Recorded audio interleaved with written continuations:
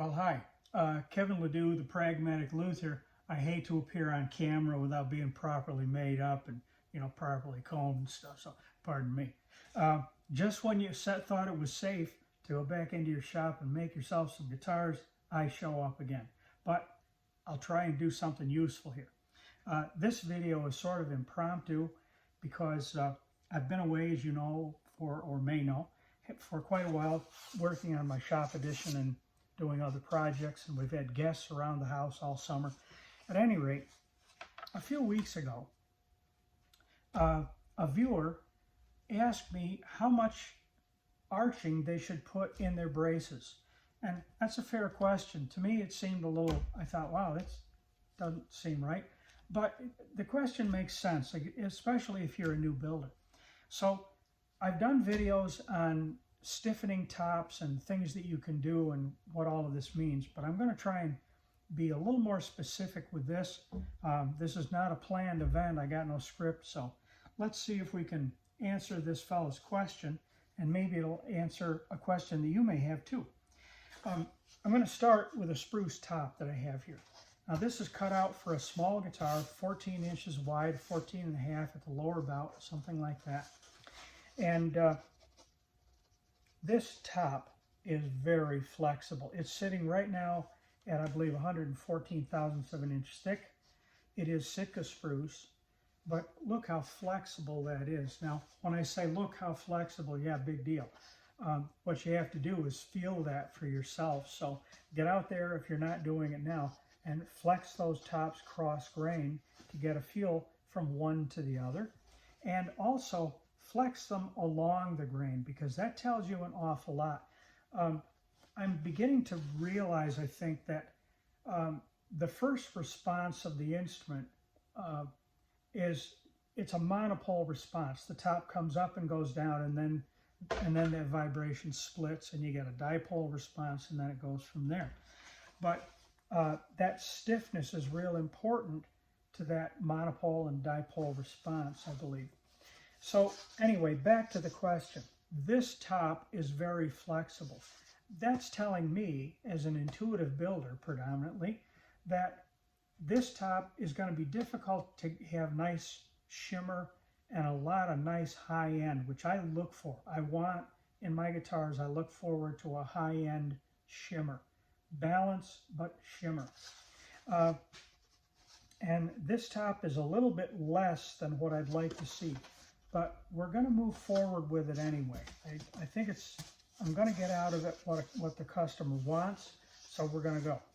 Anyway, how much arching of braces do I need to do in order to achieve the doming of the top?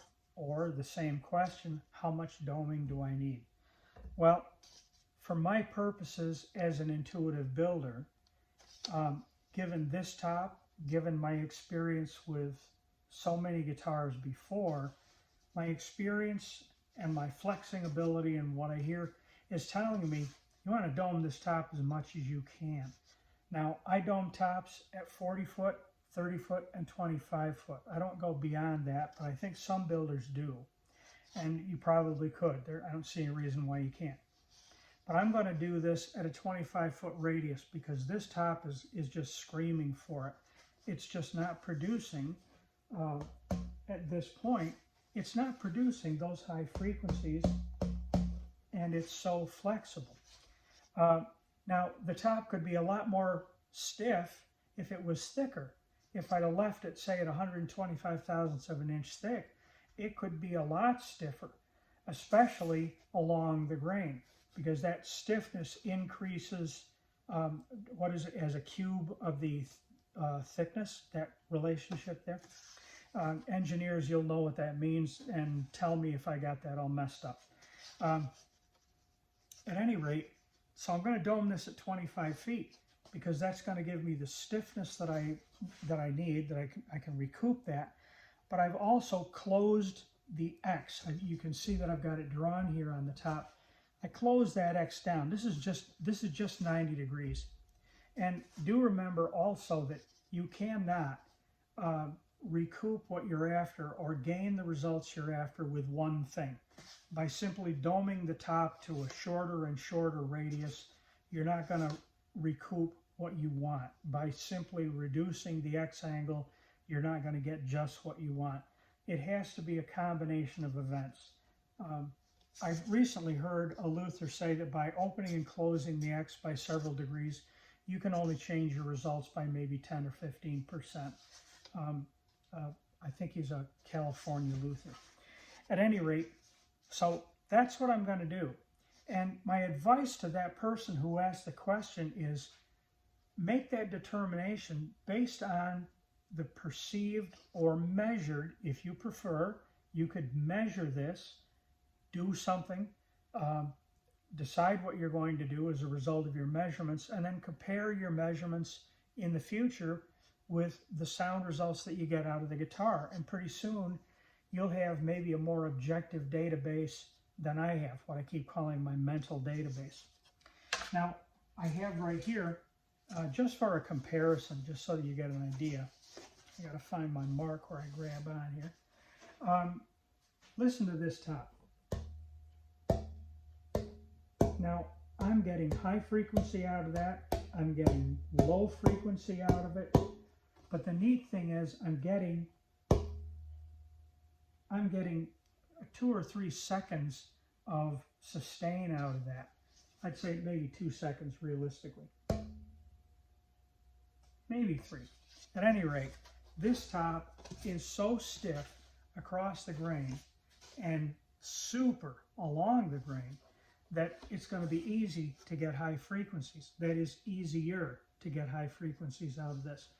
In fact, this top is so stiff, I'm not even going to build a steel string with this. I'm going to do a classical guitar with this, because classical guitars, getting high frequencies out of those polymer strings, that is living hell to get those to sustain and be nice and clear and bright with lots of rich harmonics. So, I hope I've answered the question. If not, comment, ask more questions as a result of this video. I hope this was informative. Thanks for watching. And I want to make a plug once more because it's been a long time. I'd appreciate it if you've not done so, if you'd like the video, and if you would subscribe to my channel, The Pragmatic Luthier. I appreciate it. Happy guitar building. And as soon as I come up with some good content, I'll be back. Thanks again for watching.